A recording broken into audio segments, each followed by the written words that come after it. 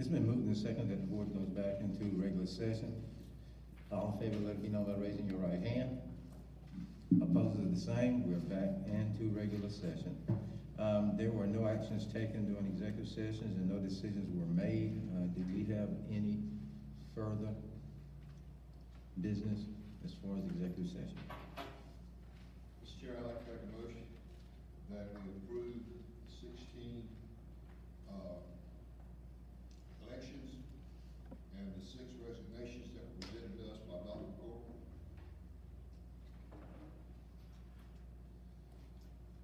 Can I get a second? I'll second. It is moved and seconded that we approve the recommendations for the 16 certified hires and the 6 resignations. Are you ready for a question? All in favor, let it be known by raising your right hand. Opposed is the same. It has been accepted. Can I make a comment? Yes, and we need someone to call Reverend Smith.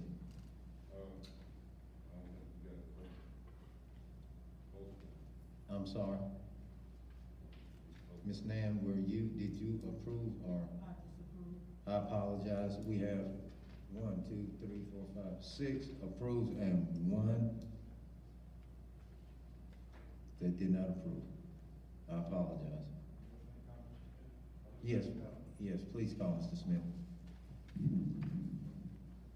That was an oversight on my part.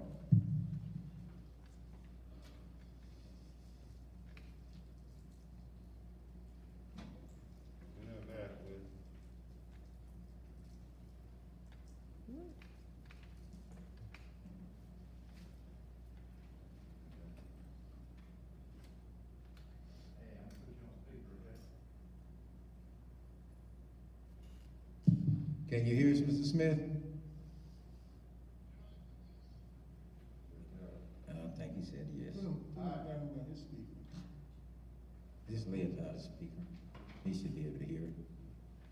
Okay, Dr. McCord, I think you said you had something you wanted to say. Thank you. Just going to mention that we are going to issue contracts for classified staff on tomorrow. We have issued contracts for certified staff, and we'll do that on tomorrow for classified staff.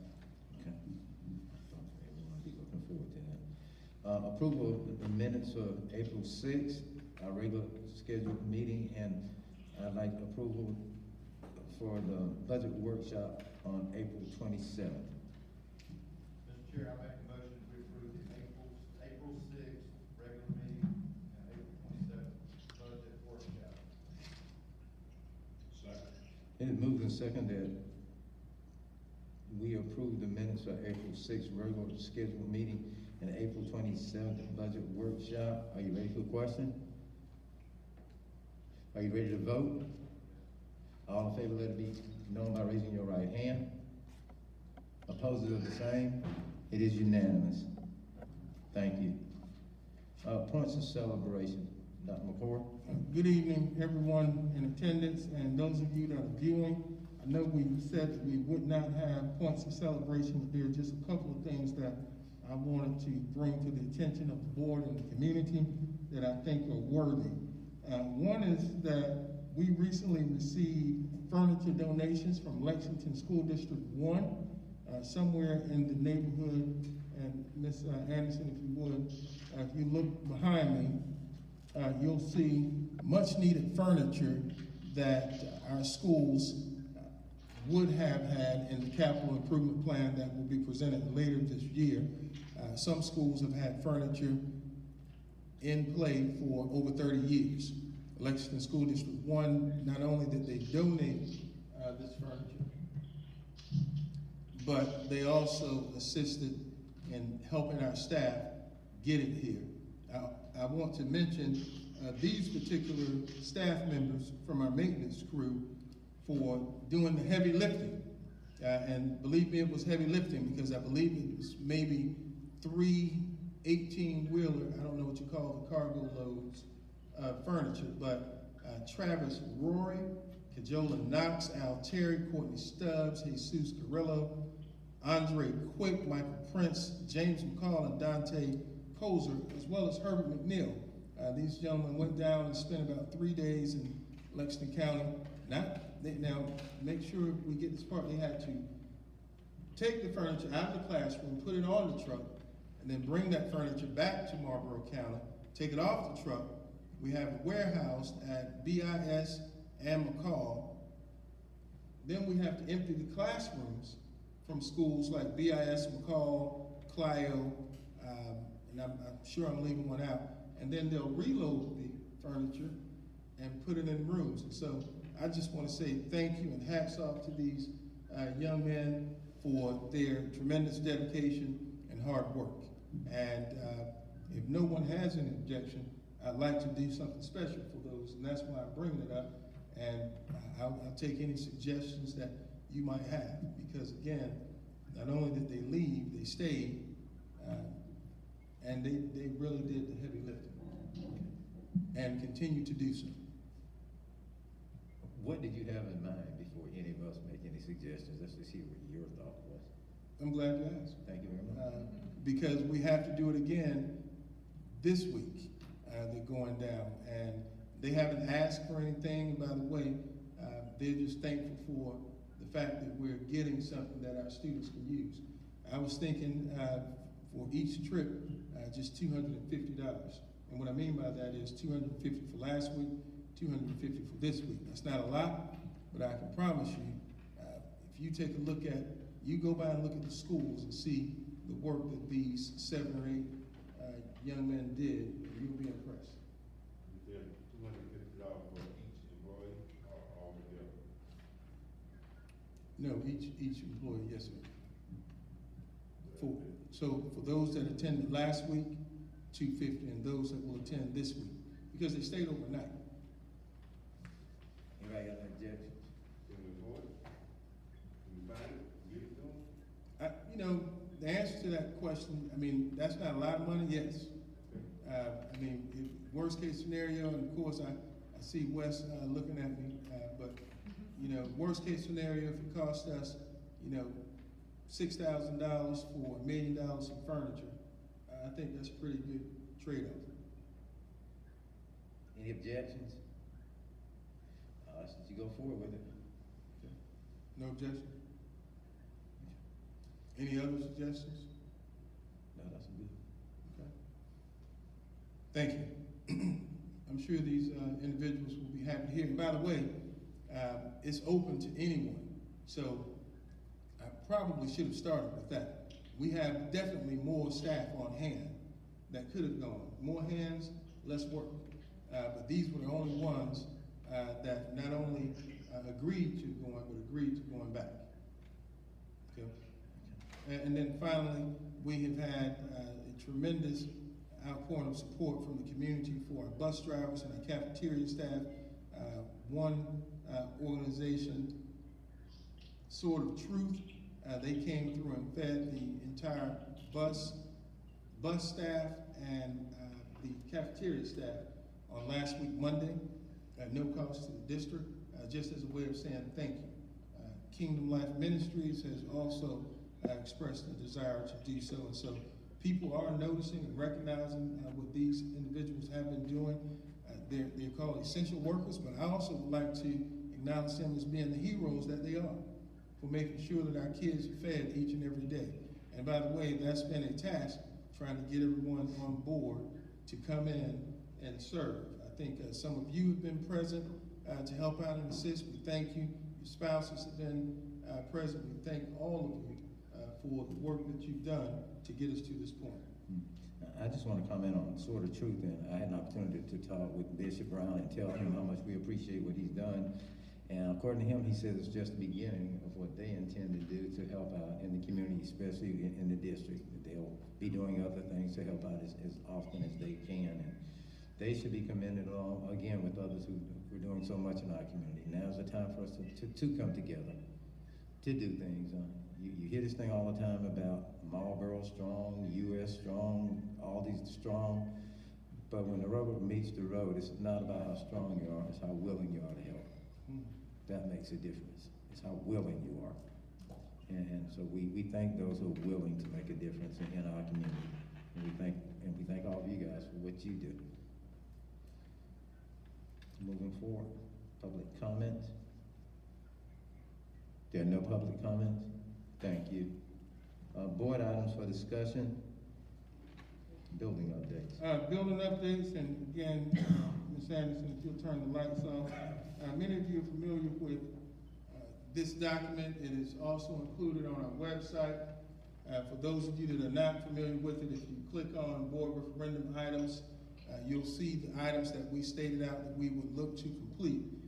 And I'm not going to go through it in its entirety, but if you get to the last couple of pages and look at each school and see those things that we sought out to complete, we are well ahead of schedule and nearing completion, well ahead of schedule and under budget.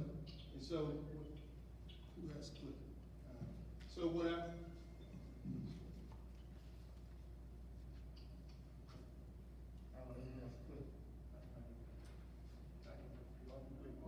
okay, well, I don't know who has clicker, but what we're seeing here is some of the work that's continuing to be done at our schools. This is one of our elementary schools. You'll see, even from the state that they're in right here, without the toiletries, you can see the disrepair that our kids have been subjected to for quite some time. And as we continue to make improvements, you see what these areas look like now. Not just from the toiletries, but from the lighting, from the paint. And again, these are before pictures, these are after pictures. And we just want you to, the public, to see that we are making good use of the funds that we said we would use in the best possible manner. This is, hold on right there, George. This is the auditorium at BIS. And again, if you look at it in its current state, you'll see that it has been in disrepair for quite some time. I'm proud to say that we're ahead of schedule. We started we started March, we were out March 16th, we started March 23rd, full speed ahead with our projects. And you'll be able to see, George, where we are when it comes to the cafeteria at BIS. Moving forward, this is where we were in March. And as we continue with these pictures, if you've been by BIS and you just casually glance over, you'll notice the work that's been done. See, George? And it's been done, it's being done. That's the auditorium, all of the duct work and electrical work. That's the ceiling that has been completed. And now, this was last week. Now we're starting on the top. Pause right there. That is the cafeteria when we finish at BIS. Now again, if you look at where we were a month ago and where we are currently, you can see that this will be in place by the time our kids return to school in August. George, show the auditorium. This is what the new auditorium will look like in its final stages. So, from the ceiling, to the seats, to the curtain, to the stage, this is what it will look like in its final stages. So, again, you should be commended for not just your foresight, but also for your willingness to give me the authority to move forward with these projects. And I'll take any questions that you have. Some pictures that aren't included, you've seen the track, you've seen the scoreboard. Because of COVID-19, we haven't been able to get the training for the scoreboard, but they were able to come last week and will be back this week to do some training. And so on Wednesday from 8:20 to 8:40, if you're free and available and want to sit in your car, another tribute will be dedicated to the senior class, Marlboro County High School, and we'll hopefully have some things going across the scoreboard. That's Wednesday, that's the PM. Yes, sir. Wednesday PM. Okay. Any comments from anyone?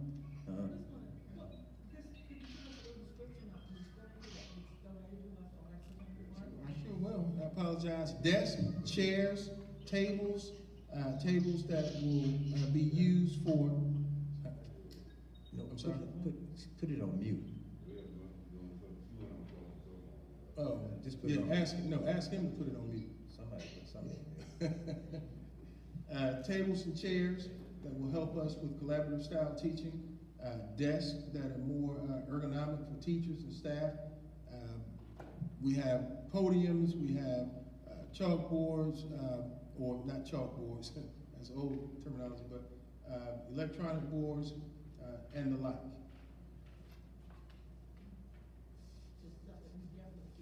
Oh, most definitely. Even if you start right here in this media center, these tables and chairs, I think, were put in 1989. Now, I don't want anybody to test me on it, but depending on how you sit in the chair, you may not like the result. So, to say that we need it is an understatement, but in the capital improvement plan that we were planning to present this summer, you'll see these things as much needed items. The fields of level. Fields of Blenheim. Update on the fields of Blenheim. We planted grass. Grass seed, according to Mr. Hall, they went down with the aerator. They aerated the grounds for the football field. A mound was built for the softball field, and I think covered since we've been out. Now, we ran into a little situation with the company that was providing services. Baseball field. There should not be a mound on softball field. Okay, baseball field. The mound is on the baseball field, and I believe it was covered maybe 3 weeks ago or so.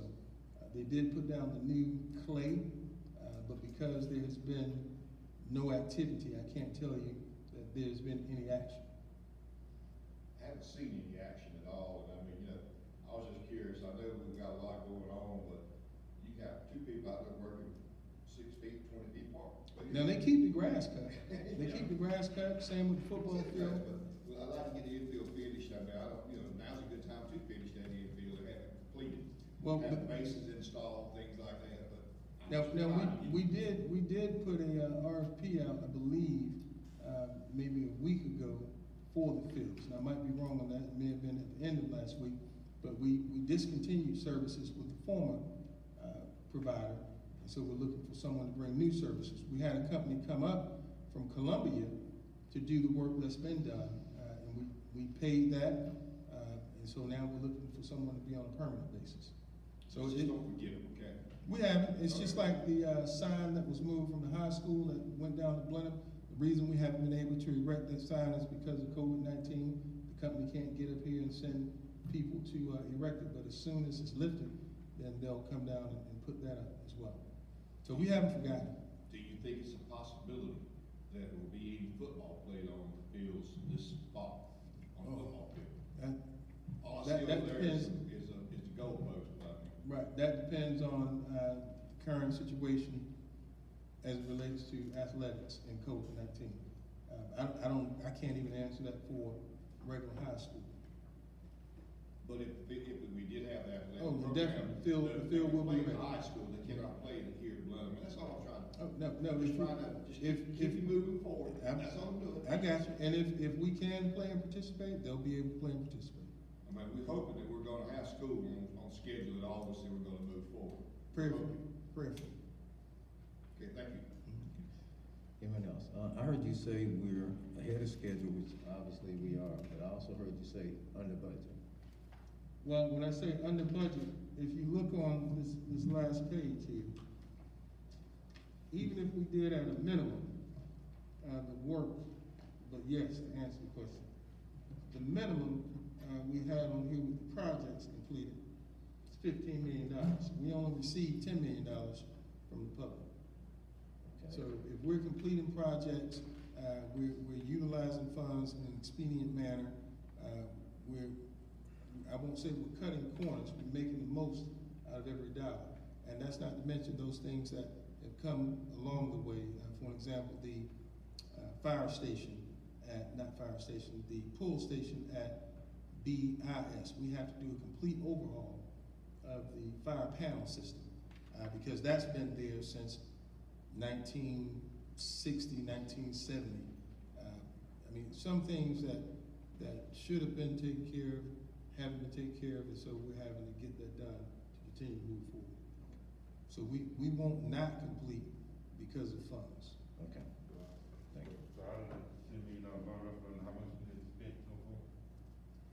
I'll bring that to you at the, next meeting. We gave it to you at the last board meeting, but I'll bring it back. Anybody remember close to what it was? I don't have it off the top of my head, but we'll get it back. Like 3 points. Ain't the only one got close to 3 points. 3 points. Sir? I'm not the only one that can't remember. Oh, no. I mean, everybody in here over the age of 30 is gonna have a hard time. Okay, superintendent's report. I'll ask at this time for Dr. Robinson to come up and give us an update on our e-learning and close of school year. And as she makes her way to the stage, if you would, just join me. If you notice, she has a different name now. She is a recent graduate and has now done all of the things needed and requirements necessary to complete her doctoral studies. And so I present to you Dr.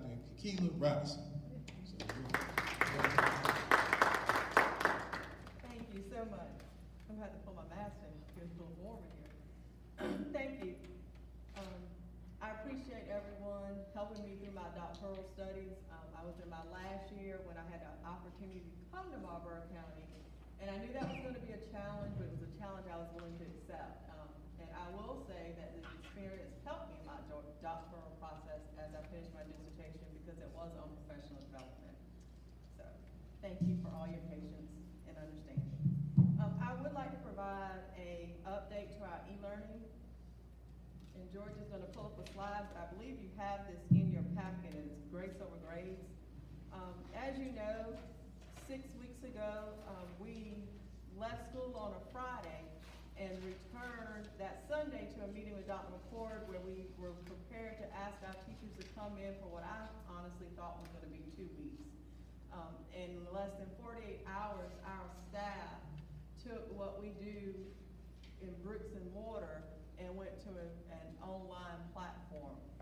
In honor of National Teacher Appreciation Week, I think it is only right to honor those teachers in the outstanding job that they have done in Marlboro County School District. 15 districts in the state of South Carolina were already approved to be e-learning, so they had over a year, maybe not prepared for COVID-19, but prepared to offer e-learning on an online platform in case of an emergency. Now, they thought an emergency would be 1 week of a hurricane, so even they weren't prepared for this. But we had not applied to be an e-learning district, and so we did what other districts had planned for months and weeks in less than 48 hours, and our teachers have done an outstanding job. They have taken on Google Classroom, Google Meet, they're using, our vendors have just poured free resources on us, and they have taken advantage of that. So I think we will be in a better situation next year when we go in, because we would have had a chance to explore a lot of programs that we didn't think we would ever be able to afford or learn. So there is some silver lining in some of what we've been doing. Our teachers have been having staff meetings, we've been doing our E3 step meetings on Zoom, we've been having principal meetings through Zoom, and they've been meeting with their classes through Zoom meetings, checking in individually and in groups. But as we come to a close, we wanted to share the grading policy that we will be using with you. We met as a leadership team with our principals last week to make sure we were all on the same page. We did receive input on the school level before, the principals received input from their teachers, and then we came together as a team at the district office with those principals and developed the plan that you have in front of us. From guidance from the State Department, there will not be what you're used to or what we're used to, 3rd quarter, 4th quarter grade. Instead, we will have 1 semester grade. So in Power School, what that will look like is that the 3rd quarter has remained open, and all additional grades since March 13th will be entered on 1 single date. And then we've come up for grades 1 through 5. We don't want students who were not, there is a gap. There are some students who do not have access to Wi-Fi. There are some students who do not have access to a parent who can help them, and that is no fault to the students. So we don't want to punish our students during this time. We want to be fair and as equitable as possible, but knowing that there is a gap, we want to measure our student engagement based on completion of assignments, whether that's online or work packets, because some grades, K through 3, for example, and even beyond that, parents did request the online packet instead of using the online platform. Participation in online classes or phone calls also would be taken into account. So we're gonna use for grades 1 through 5, if the assignments meet expectations, those grades, they will receive a grade of 100, approaches 85, and does not meet a 70. That will be averaged in with the third quarter, and a second quarter grade will be given instead of a fourth quarter, third quarter grade. For grades 6 through 12, using the same concept, except for on that one, work not submitted, they will not receive a 0, but a 50. And on top of that, just like with every other situation, we have a calendar. The seniors finish their coursework on April 30th. They will have until May 15th to take care of any issues that may be outstanding, and a final grade for our seniors will be entered on May 15th. For our K through 11th grade students, final work will assignments will be given until May 15th, and the same way we did with seniors, if there are any issues, they will have until May 30th to clear up any issues. And then we will do final report cards on June 4th.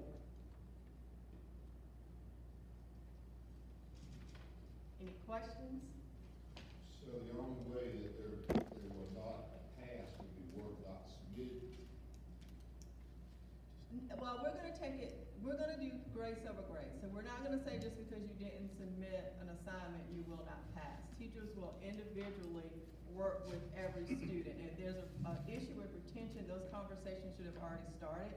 But we've taken every effort possible with our social workers, with our McKinney-Vento, Mr. Marion, not Smith, I always say that wrong, Marlon Prince, to reach out to students who may not be submitting work.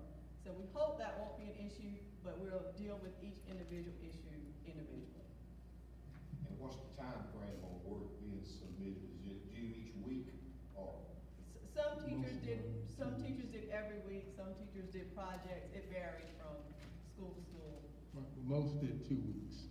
And let me, if I can, just respond to, in very few cases, we have where a student has done no work. I think if you look at the data trend around not just the state, but around the country, there are cases where students have not been able to complete any assignments, sometimes by no fault of their own, based on where they live, how they live, their extenuating circumstances that have prevented it. But in those rare cases, and I say rare because each of our principals have submitted a list of names of students that they have not received any work. And it's a very small number. And so efforts are still being made to get them to do work or find out what the reasons are why they're not completing work. Thank you. And this information will go out district-wide on tomorrow, correct? Correct. Okay.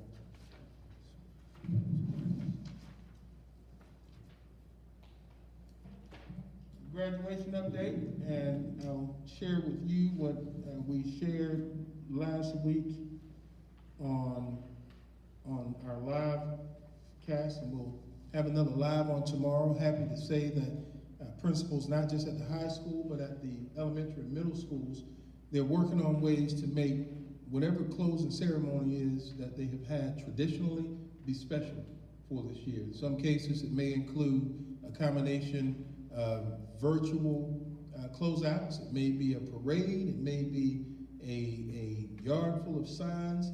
But each school is working to do something special because each school has some type of ceremony or ritual, so to speak, that has made it significant for the student, whether it's pre-K, going up to kindergarten, or 5th grade, closing out and going to 6th grade, or 8th grade, closing out and going to the high school, and definitely the last one that has everyone's attention, high school graduation.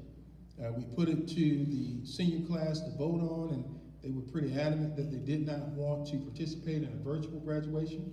And so we are looking to host a physical graduation in July.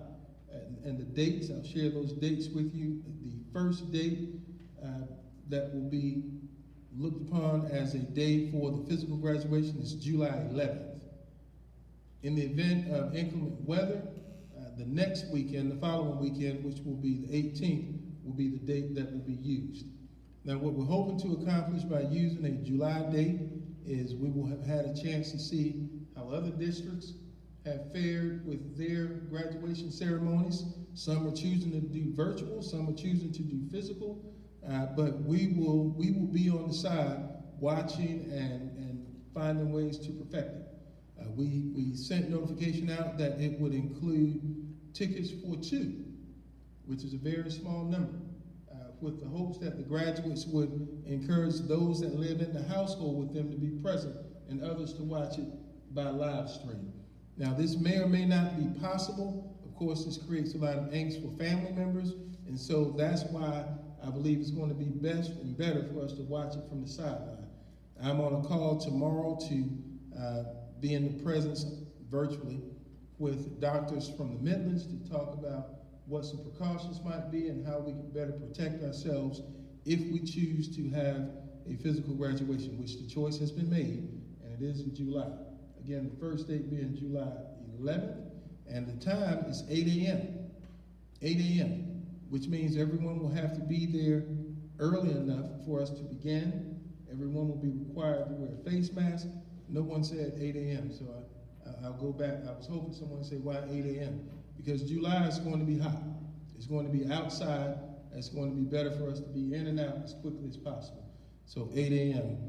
There'll be a letter that will be sent home, and it'll be posted on our social media and the school sites on tomorrow with more information. But again, class of 2020, we believe this to be a time of celebration for you. We heard you.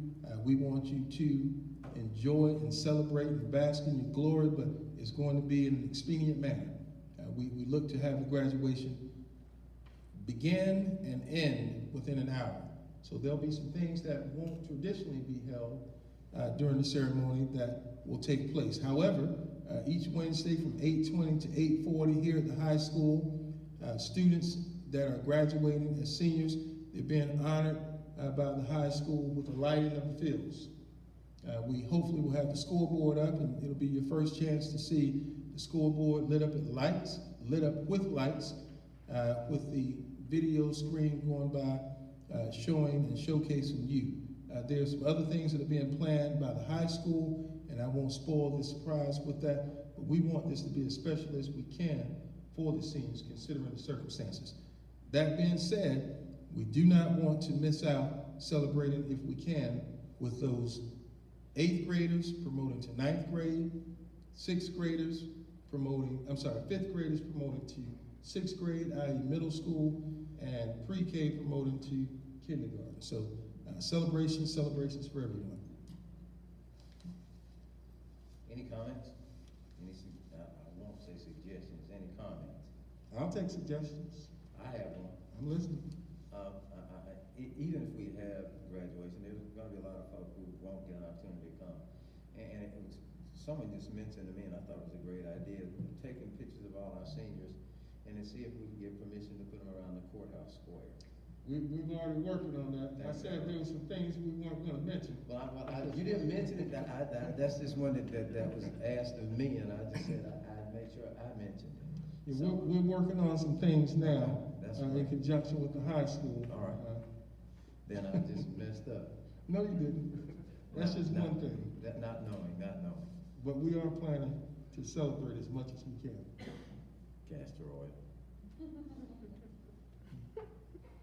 Did you? You good?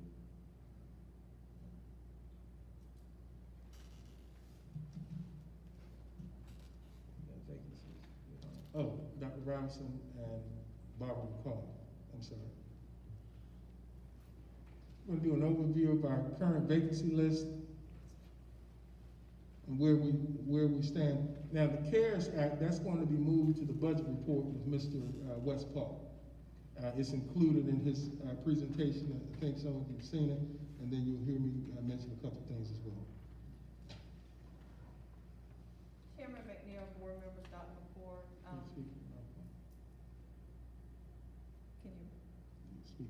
Speaking to the microphone. Giving you an update on our current vacancies. At this current time, by location, if you look at it may not be in your packet, it may just be on this screen, is a breakdown of our current certified and classified vacancies. As of today, we have 33 certified vacancies and 7 classified. We are actively trying to replace the 33 certified. We are holding off on the 7 classified due to budget. But we are doing coffee chats, reaching out through social media, all the platforms available to try to fill those vacancies. And that is a fluid number because contracts are due May 11th. As of today, we have hired 26 certified staff for next year. And as I said, we have not filled any of the classified, but that's because we are holding off for the budget. We'll make those decisions after the budget process is completed.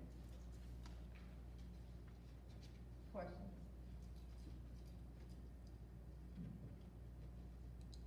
Could you go back to the other slide, please?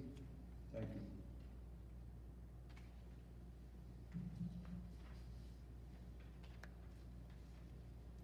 Including the 26 you hired, still have 33 vacancies. Yes. From our December, letters of intent, we estimated that it would be about 50 vacancies this year, which is in line with what we've seen in the last couple of years.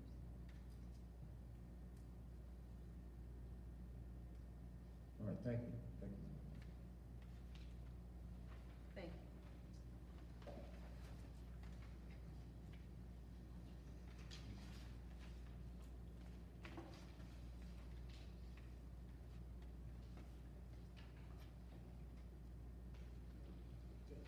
Unless we need to tell- Oh, no, I said thank you. Okay. I was good. Move forward with fiscal responsibility. Yes. Okay.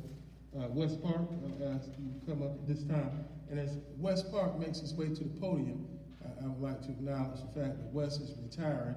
He made mention of that at the start of this 2019-2020 school year. We conducted a search for his replacement. We searched far and wide, not just here in the region, not just in the state, but nationally, but we were able to find someone here in the PD region from just next door.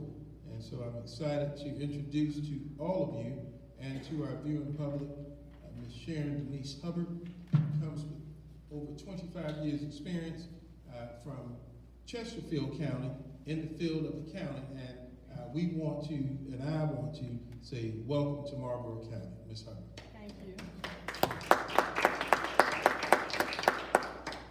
I stand here tonight thanking you for the opportunity to be your next district CFO.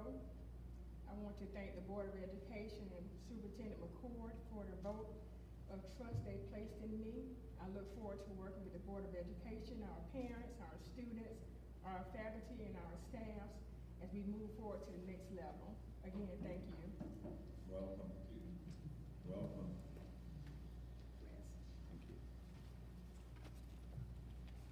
You have before you, good evening, Mr. Chairman, members of the board, Dr. McCord. You have before you the financial report as of April 29th, 2020. The report indicates at the date, April 29th, the district's cash and investment balances on hand for the 4 primary operating accounts were $7,639,164. As of that same date, the district had expended $23,977,852 of a $34,818,102 budget, or 68.87% of budget year to date.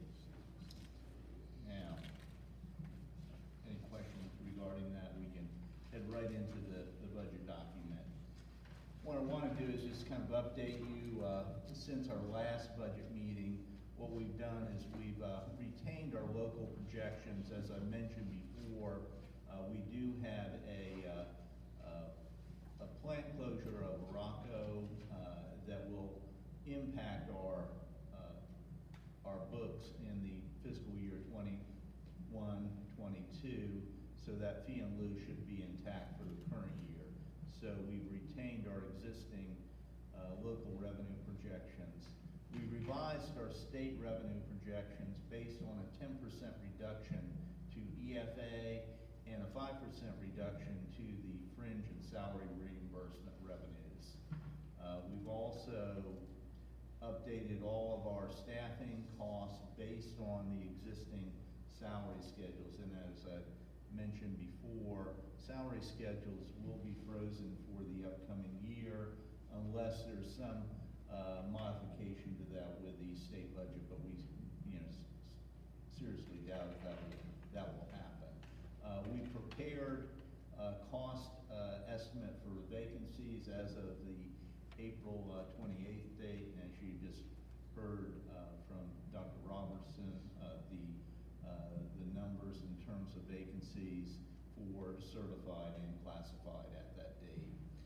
We've not eliminated any additional vacant positions since the initial budget preparation on March 23rd, and the vacancies not filled at the April 28th include teachers, school administrators, and classified support personnel.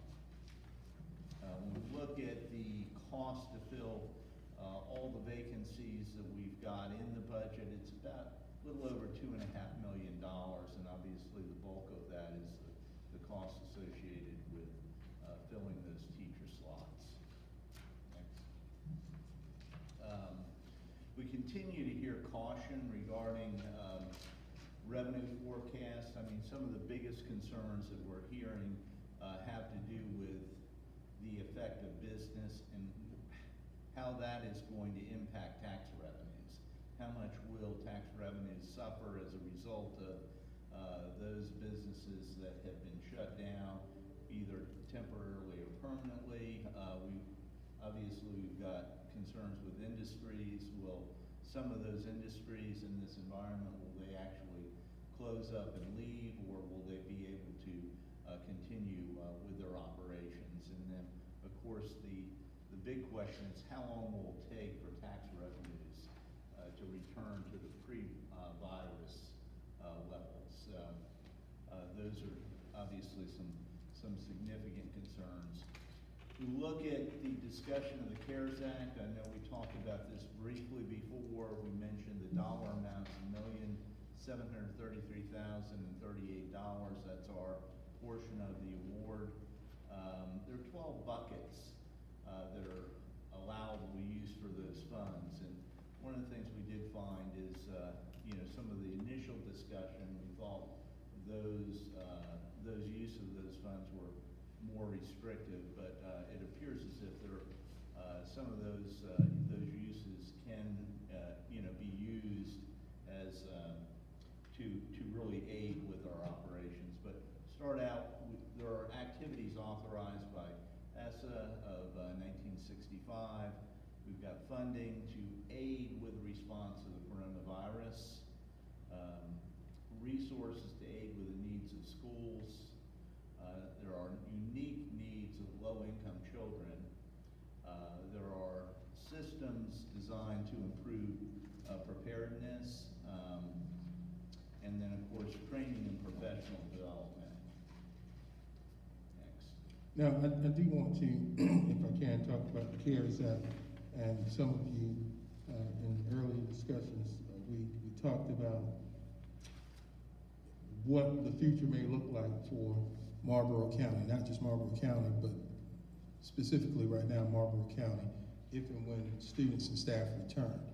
We have reached out to service providers to come in and disinfect all buildings so that if and when we get a definite start date, we can ensure our faculty, staff, families, community, that all buildings will be thoroughly disinfected by a professional company.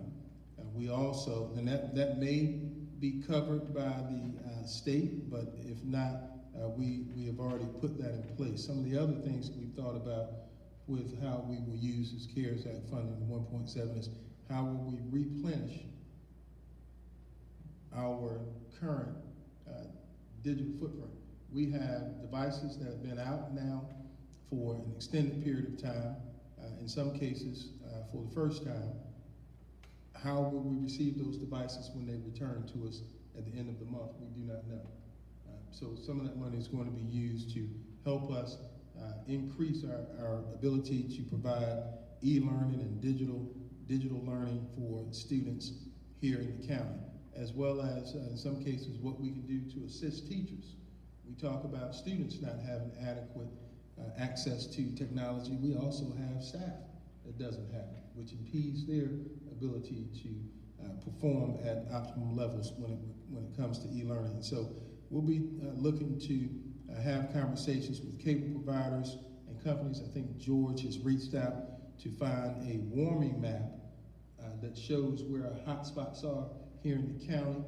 More will be discussed on Thursday about this, and we're going to see how we can partner with our service providers to improve services. And so I'm not saying that we're going to use all 1.7 million, but we're going to do everything that we can to build up our infrastructure so that if and when we have a situation come about like we currently are faced, we'll be better prepared. I look at that as a silver lining from this, and that is that we will be able to find new and creative ways to reach our students, not just our students, but our staff as well.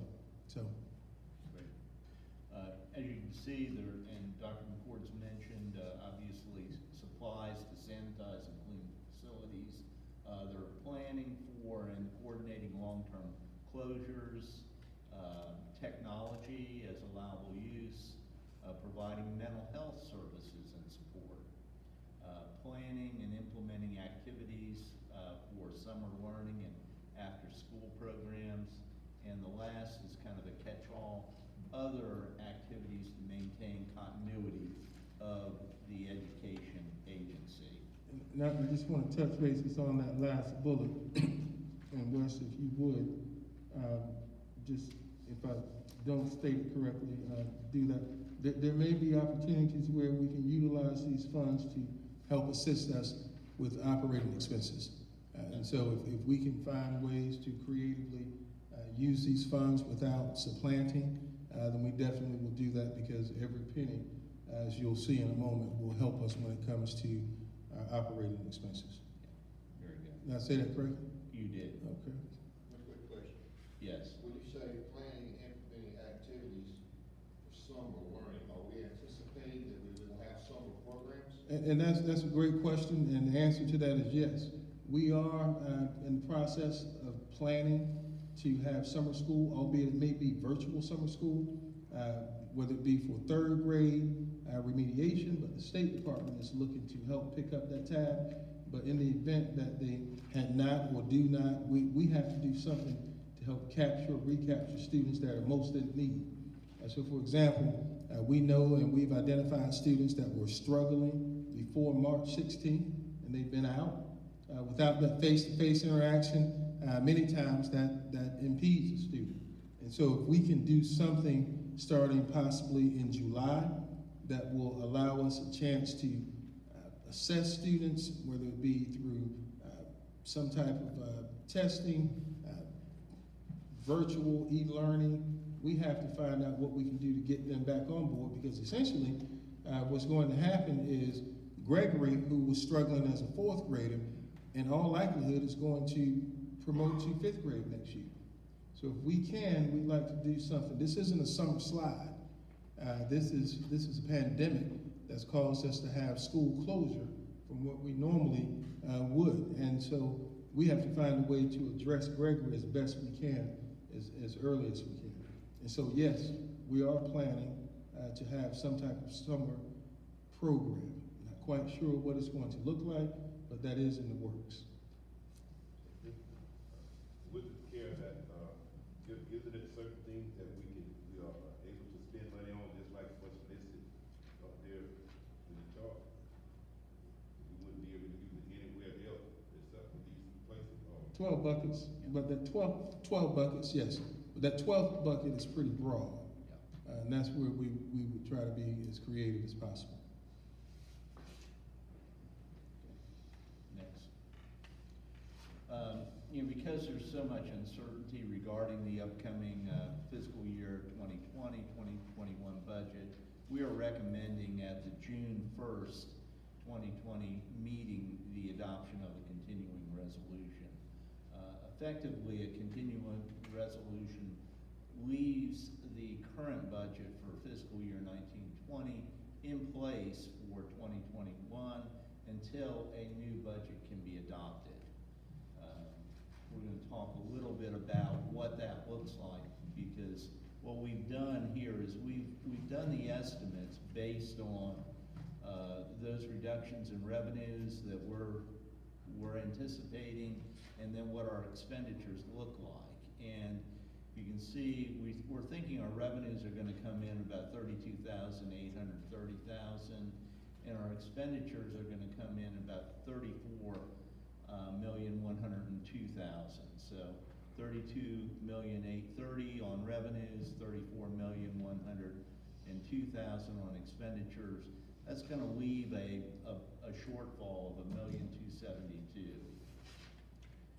And when we take a look at what would that impact be on our existing fund balance, and of course, we don't know when we close the books at June 30th of 2020, are we going to be positive, are we gonna be negative?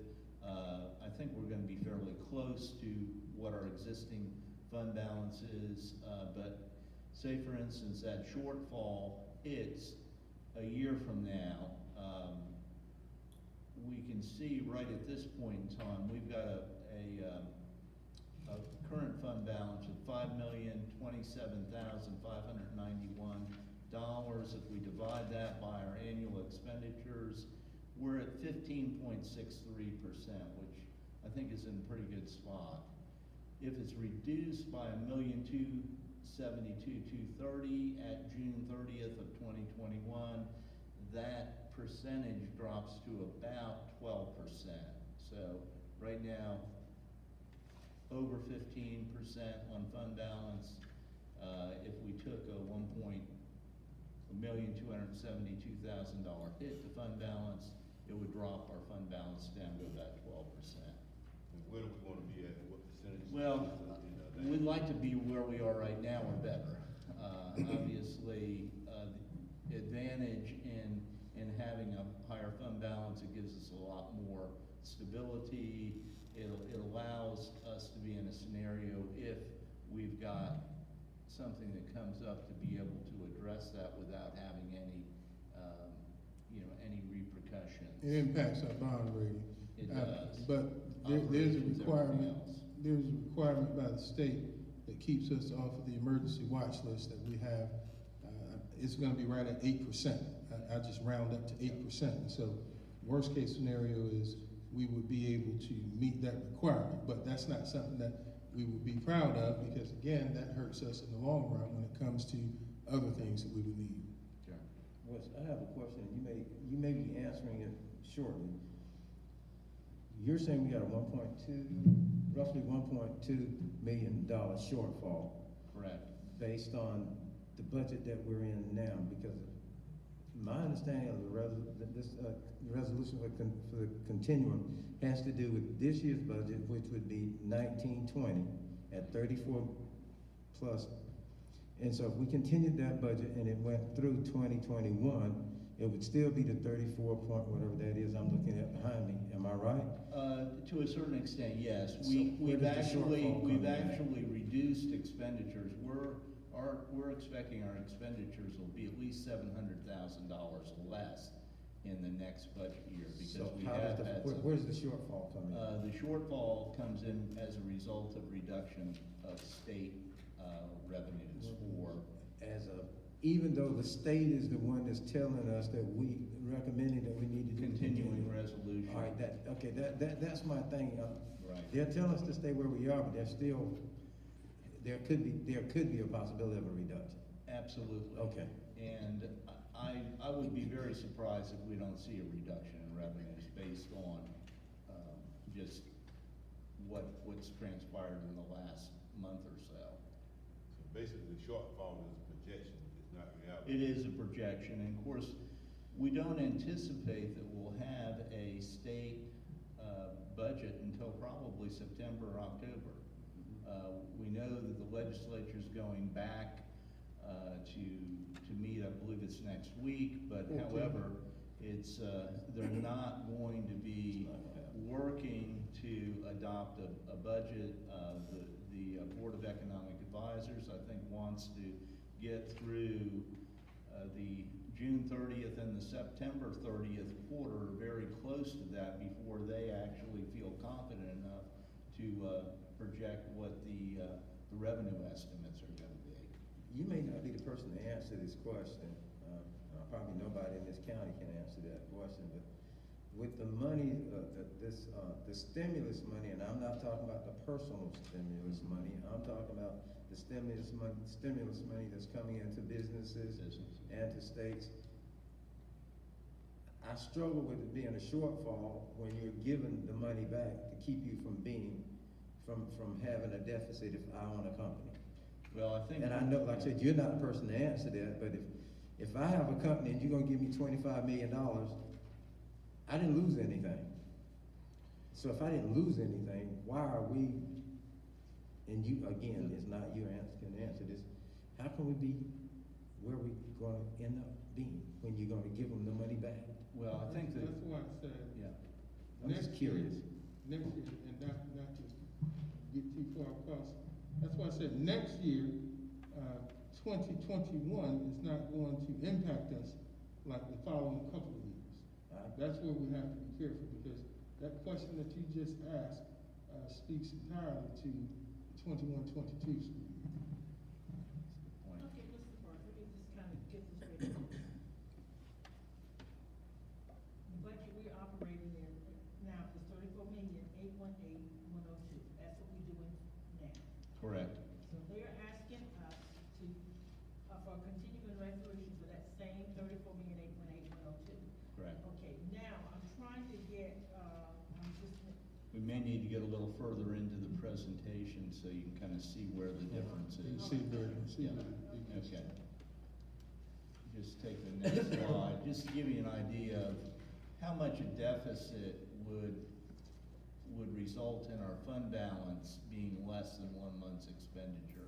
I think this is a real important thing to follow, because we know that if this shortfall ended up being $2.4 million, we would drop below 1 month's of general fund expenditure, which would put us on a watch list. And obviously, there's a lot of other repercussions. We're gonna go to that next slide and just kind of talk a little bit about what happens if our fund balance becomes less than a month. Well, first off, cash flow. I don't think there's any doubt about it. We would have to issue tax anticipation notes annually. We've been really fortunate. I know in the last 12 years, we haven't had to do that. We've got financial compliance, and would require a lot of additional oversight and review because of risk exposure. When we look at borrowing cost, that would increase borrowing cost as a result of a downgrade in bond rating. So when we go out to try to finance new projects, it would be more expensive. And then when we look at the risk rating with SDE, district would be placed on a warrant status, which would require higher audit fees and requirements, and will impact future funding for competitive grant awards. So if SDE has got funding for a particular project or activity, and they're making a choice between a district that's in a warrant status and one that's not, obviously, the district that's in a better situation is going to end up getting the award. So it could impact our funding. So just want to certainly prepare for that discussion, because the last thing we need to do is let our fund balance drop to less than a month's worth of expenditures. We look at shortfall, assuming that the estimates in terms of revenue come in where they are. How could we address that in this upcoming year? We could consider a combination of maximizing special revenue funds and grants. Obviously, CARES Act could be a part of that. Working with principals and administrators to make cuts by finding creative ways to reduce cost of filling vacancies, consolidating, eliminating positions through attrition, and then reducing the use of purchase services, supplies, and materials. All those things could help to make a significant reduction in those numbers. We take a look at what our revenues were in terms of the budget for fiscal year 1920 versus what we're projecting for 2021. You can see we actually are still expecting to see about a $600,000 increase in ad valorem tax, and I think as you remember, we had that discussion last year about an expired fee in lieu from the former Will Emmett project. There was a 30-year fee. Obviously, those revenues are going to be higher for this upcoming year. We've also seen some growth in property taxes, which includes vehicles as well. We've made adjustments to state shared revenue and fringe and salary reimbursements. EFA is the big change there. That is a per pupil allocation. We expect we're going to see about a 10% reduction, and that's where the most substantial increase is going to be, or decrease is going to be. If we look at the bottom, you can see fund balance. In order to meet the current year revenues, it's going to require about $1,272,000 in fund balance if our other revenue projections are correct. And that leaves a difference of about $715,000, which is actually what we expect right now. What our budget is going to be at least $715,000 less than the current year. So when we talk about adopting a continuing resolution, we're actually setting aside about $715,000 in expenses that we don't expect that we're going to incur in the upcoming year. Hopefully that number is actually greater. Next slide.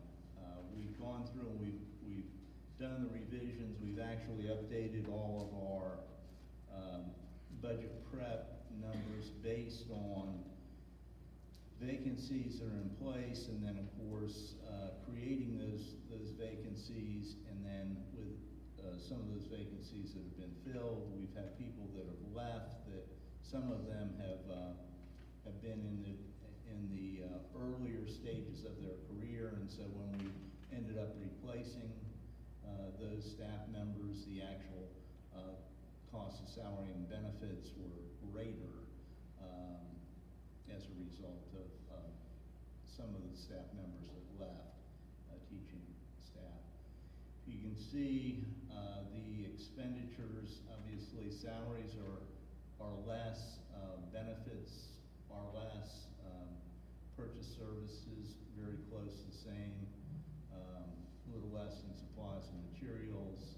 The rest of it is fairly consistent. We did have that discussion about the transfer to food service is just kind of a true up. We're required to pick up a part of the cost of those benefits. Overall, you can see the expenditures for 2021 based on what's available in terms of revenue. That makes up the $34,818,000. What's the increase in the transfer of the food service? We're required to pay for a portion of the benefit costs for those food service workers. there is a computation that we're only able to charge to the federal funds what the average cost is for all of our other funds in terms of benefits. And because typically those workers in food service, end up being in a lower wage, the cost of their benefits is a greater percentage. So we actually have to pick up that additional cost in general fund to pay for those benefits. And that's about $275,000 we're projecting for next year. So that would, and I'm glad you asked that question, because in my mind, I'm thinking it was food services in some way that we were paying for additional food, but it's actually for the salaries of the, It's a benefit, staff. it's the benefit cost of the staff. So, Okay. of course, if you're providing health insurance for someone who is earning maybe $20,000 a year, it's a much higher percentage than it is for someone that's in a teaching role earning 40 or 50,000. well, would you do me a favor in the future, stick salary or benefit or something up there, so I'll do I that. can differentiate the difference from that and That's food a itself? great point, yeah, That would help me. sure. What would you like to see, benefits? Something, anything there Yeah. because in my mind. It I'm really thinking is a food. benefit When you say food transfer. service, I'm thinking food, Okay, and we're actually talking about benefits to staff. Yeah. okay. Okay, It's probably food service benefits. Yeah. Go back to the, internal revenue estimates. internal, yeah, they're internal revenue, yeah, next, going back, Yeah. back, yeah. That $90,000 in the fund balance there. That, there was something about the $90,000 in the fund balance that was gonna, When we pass, Use the balance of reservation. we used it to balance it, but we thought that we would get it back or something. well, what we hope is that we will not use any fund balance in the current year. But So that could increase our fund balance. it back could a little increase bit. it, yes, yes, sir. Okay. All right. And we know that we've had a number of vacancies through this fiscal year. We're hoping that, obviously tax collections, some of those other things will also be a benefit. So we're hoping that we can increase the fund balance at the end of this year, as of June 30. So, That's a hope. okay. Ms. Nina, I'm sorry, I didn't. I just have to look over this because we just got it. I have to look it over because there's some, I'm looking at they're asking us to, I'm sorry, they're asking us to accept a continuing resolution for, the budget we had last year, 34,818,102. And, we had $90,000 last year from the fund balance, and now the number this year is $1,272,230. That is, and of course, you went over what that $1,272,000 would do to our rating and all that stuff. And yet, he's saying that you're gonna put money in the fund balance, but you're gonna take it out. I have to look over this a little Well, bit more. Well, I'm Our- just saying that when we. We put that add money to in, it each year. We were told that we thought we were putting it in, but we thought we were gonna be able to retrieve that by the end of the year. Okay. And what I was sitting there thinking was, if we can retrieve it, then in actuality, instead of costing us $1,272 additional dollars, that it might be that it's, 500 and some. $1,162,000. You took that $90,000. So back that $90,000. That's what I was Yeah. trying to think, that it might not be quite as much out of our fund balance if we put some back in. Right, and if I can, just as a reminder, we put somewhere in the neighborhood of $1.6 million back into the fund balance for this fiscal year. And so each year, the district, on average, has put somewhere around $50 to $55 back into the fund balance. And so even though you're putting in, there was a decision made by the board last year that if we needed the 90,000 to balance the budget, because we were not doing the 2 mil increase, if you recall, that was the conversation. Yeah. Whether or not we would raise the millage by 2, which would have been at 45,000 per, for a total of 90. And rather than raise the mill, the board decided we would take that out of the fund balance, because we felt pretty comfortable we would have, we didn't realize we would have such a windfall, but we felt pretty comfortable we would have been okay. So we won't get 1.6 this year. Probably nowhere near it, but there are some things that we are not doing now, operating costs as a result of COVID, but then there are other things that we are doing. So we'll just have to see where it falls. But prior to last year, the district, for the most part, has been coming in somewhere between 50 and 55,000 annually contribution to fund balance. Danny, I'm sorry. Mr. West? Yes, sir. The 1.7 from the CARES Act, does it come into play? No, either in this year? that is not presented in these numbers, and obviously that could help to shave some of the cost off of, our expenditure side. So that 1.7 may help us out on this. Yes, on sir. this Screen that I'm seeing right here. Yes, At some sir. point. It can't be included in the numbers. Yeah. Okay. All right. Let's talk a little bit about what's next. Yeah.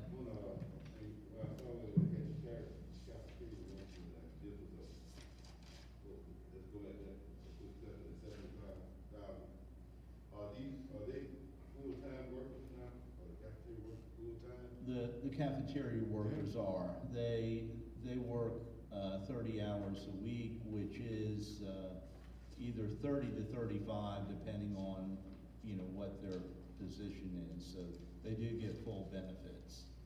And sometimes to their chagrin, then that's a great question, because some would rather, if they could, choose not to be full-time, because they feel as though what it costs them for benefits is counterproductive. So, If they were not full-time, would that cost us more or less? say that again? If they were not full-time, that would cost us less? Definitely costs us less. It would cost us less, but Wouldn't have to provide health insurance for those employees that don't we meet presented that. a 30-hour. We presented the health models last year Yeah. for cafeteria and custodian. Yeah. If you recall, right? Okay. And let's talk a little bit about what's next.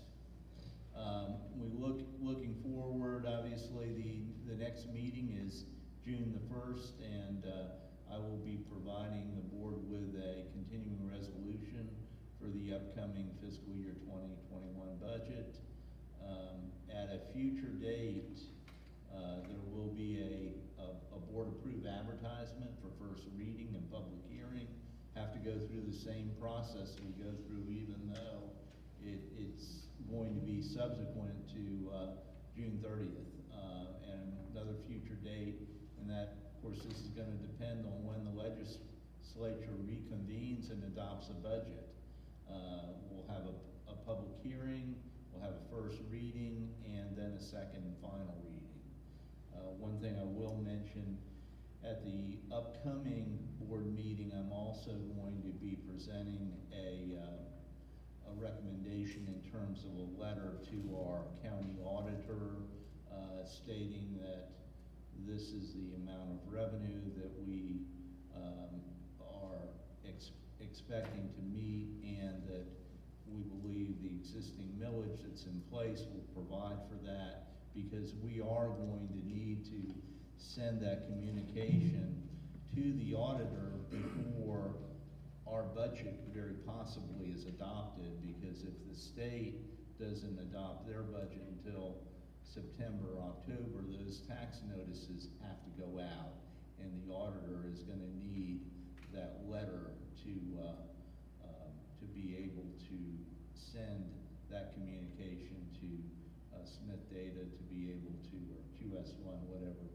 service they're using to be able to print those tax notices. So that is one thing that will be on the upcoming agenda as well. I know we've had some very long discussions on this, but from what we just said just a few seconds ago about part-time, full-time, would outsourcing help us some on some of our projects on this for us saving some money for the district to apply it to our teachers and stuff? And that's just, I'm just throwing that out there. I know we've had some long discussions on this, but sometimes, you know, you have to look at outside the box and maybe outsourcing some of our, you know, some of our things that we have done may in the long run save us some money that we could apply somewhere else. So, again, I know we've had some long discussions on it, I won't one tonight, but I'm just throwing the thought out there. You know, outsourcing is a way, I think, and prove me wrong if I'm wrong, but outsourcing is a way to solve some of our financial problems because we have less money going out. Just a thought. Okay. Yeah, I just want to say, you know, it's a thought when I get about the problem when you run into outsourcing. It's like we tried it with a couple of companies, and the response that we get from them wasn't what we used to get if we were going from out in-house. Yeah, the dependability, the local people that we're employing. So it didn't work in one instance. I don't want to call the name of the company. I think y'all know. But it didn't work in, and I think that we put ourselves and our kids at a disadvantage by outsourcing. Yeah, I think that's something we could do at a later date among ourselves, at least, have that discussion somewhere. Ms. Nan? No, I think with the outsources, and I agree with you saying, Mr. Davis, but it was presented to us about janitorial services, and of course, we always look what we think with our heart or our head. And the same thing with the cafeteria, they would suggest that we bring in a food service, and it would probably save us some money. But then you're looking at people that would be displaced. And, well, it was, with the janitorial services, we chose not to, and then of course, the food service, we chose not to. Maybe we need a little bit more education on that, but at the time, the feeling was that the people that had those jobs, they needed those jobs. And, the board made a decision to. Again, I don't want to get into that long conversation, but with my understanding from the outsourcing was that every employee that we had was going to be given the opportunity to keep their job, be trained, and work that job for a certain amount of time to prove that they were capable of doing it, and they would be able to keep their employment.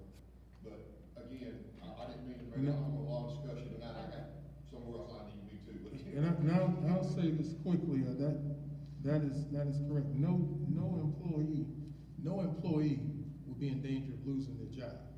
I think that's one of those misnomers that have been spread about outsourcing for quite some time. No one loses their job. However, after everyone's been trained, then you get to a point in the position where the employer then makes decisions. But no one loses their job, not right away. Let me restate what I said earlier. Let's do this at a different time. Let's get to a point where we think we may or may not need to do that. We could go for the next 5 hours about something that we won't come to a resolve tonight. They would lose their benefits. And so let's just keep going forward from where we are. And we can talk about outsourcing when we get to a point where we look at the budget a different way. Is that good enough? Thank you very much. Going forward. Wes? Thank you. Thank you. And with that being said, I do want to mention and ask a question about the attendance bonuses that we talked about earlier this year, with that coming up now. Where are we with that as far as the bonuses For employees? Yes. Right now, as you recall, the board did approve for attendance bonuses to be provided for those that would be returning to the district. that achieve a rate of 90% attendance or better for second semester. And so anyone that has achieved that prior to March 16th will be eligible for the bonus, provided they return a contract. And so I'm happy to say that those checks will go out at the end of May. So those checks will go out at the end of May.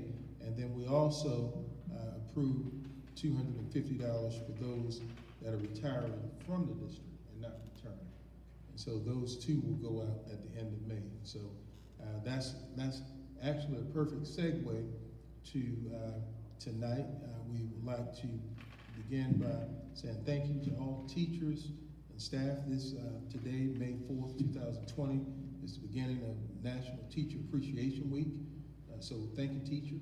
If some of you would like to join me for videos to send out to employees, or you want to sing a song or play an instrument or tell a story, I'm sure they'll be excited to hear from you, and we can put a collection together and send it out somewhere towards the middle to the end of the week. Just let us know. We can put it together. If not, this can serve as a time for you to say thank you to our staff for all the hard and tremendous work that they do each and every day, especially during these times of the pandemic. Mr. Coachman? Just got a question from the community, the citizens on being that the government has to have partially opened the state of South Carolina for certain things. I didn't hear you. I'm sorry. Being that government master has partially opened the state of South Carolina for certain things, that when will the public or some people be allowed to come to public meetings, open session meetings, school board meetings? This, I know it is May, and just a question and concern from the community. Right, that will be decided on by the governor. Right now, there's still orders in place that you can't have crowds of more than 10 unless they're deemed to be essential. If you look around, we have just those that are considered to be essential here tonight for tonight's board meeting. But as soon as we get clearance, then that will definitely take place. And if they do have some concerns, they can reach out to Ms. Cribb or to the district office with their concerns, and then we will be able to hear them during our regular sessions if they so choose to do. They can't be here publicly, but we can hear their voice if they have something they'd like to say. Okay, anyone else? Coronavirus response resolution. Okay, I think everyone has a copy, am I right? Okay, we've had an opportunity to read it, I hope. I'm going to ask, well, actually, I'll read it. I was going to ask Dr. Robinson, but I'll read it. And again, this resolution is being presented on behalf of Government Masters issued Executive Order number 2020-08 declaring a state of emergency in South Carolina based on a determination that the 2019 novel coronavirus poses an actual imminent public health emergency for the state of South Carolina. And it goes on with several whereas, and again, just repeating the governor's executive order. And if you don't mind, I'll go to for the duration of, if no one objects to, and this is all posted for the duration of the state of emergency in South Carolina, and unless otherwise directed by subsequent action of the board waives and or suspends all policies, administrative procedures, and other rules that conflict with the aforementioned executive orders of Government Master and any future applicable executive orders, any state and federal emergency laws, such as the Families First Coronavirus Response Act that may have or may be passed during the pandemic, any guidance issued by federal or state agencies included, but not limited to FEMA, the Department of Labor, the IRS, and the South Carolina Department of Education, and further authorizes the board chair in consultation with the superintendent to waive or suspend provisions of existing policies, administrative procedures, and other rules if compliance with the provisions thereof would in any way prevent, hinder, or delay necessary action by the board or school district in coping with the emergency or otherwise in carrying out the applicable executive orders of the governor. including making necessary and appropriate arrangements to account for the local needs and unique circumstances of the board and school district. Okay, and Now, this, I'm sorry. I just wanna say, this resolution has to do with we will have to vote on this resolution. You would have to vote to accept, and I will note that, it does state subsequent action of the board, but it was, made clear to me that you would like Yes. further authorizes not just the board chair, but the board, As a whole. the board. Yes. So take out chair. Take out board chair and replace board chair with board. I would just have to take out chair and just put the Yes. board, Yes, please. okay? Mr. Coachman. I'm just looking at this part, and you might be able to clarify, and I think that's what it means, that, what that might have to say. That's not why I read it sequentially. Action of the board waives and suspends all administrative procedures and other rules that conflict with the board executive order of the governor. So let me give you an example, correct. Right now, the board would need to pass, action, the board would have to take action on policy IKR as it relates to grading. Now, our current, practice, or your current practice is that when, the information is presented, it's presented for first read and then second read. We wouldn't have time to do a first and second read prior to, the end of the school year for something like that. And so it would suspend that. But that is essentially what it says. That if there is something that comes about that conflicts with the executive order, the board gives that authority, but it'll be to the board, not the superintendent, but to the board and the superintendent after consultation. And this has been reviewed by our. It has been reviewed, it has been passed in other districts in the state. I know all of you have received that statewide communique. You'll see this is something that has been shared and has been used, and is being used. And it's just a preventative method so that you don't have to have an emergency meeting to take action. Okay, what's your pleasure on this resolution? Make a motion that we accept the resolution, the CB 19 resolution, Marlboro County School District Board of Trustees. It's been moved in second that we accept this resolution, the resolution of COVID-19 resolution of the Marlboro County School District Board of Trustees. Are you ready for questions? I got a question. Do we need to amend that to include the change, or the change okay? Thank you. That would need to be in the motion. That would need to be in the motion to amend that. Make a motion that we amend, reading to, take out chair and just include board and waive that chair out of, resolution for the school district board of trustees. We'll just take one more. Okay. So we need to first get the amendment in. Can I get a second on the amendment? It is moved in second that this resolution be amended, striking the word chair from the resolution and leaving board present. All in favor, let it be known by raising your right hand. Opposed with the same. Now we're back to the voting of the resolution as a whole. It has been moved and second that we now accept this resolution as amended. All in favor, let it be known by raising your right hand.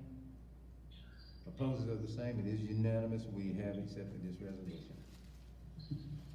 Okay, and with that being said, is there a need to go back into executive session for any reason? Mr. Coachman? Chairman, Yes, sir. make a motion that we adjourn this meeting. Second. It's been moved and seconded that this meeting be adjourned. All in favor, let it be known by raising your right hand. Opposed of the same, we are adjourned. Anybody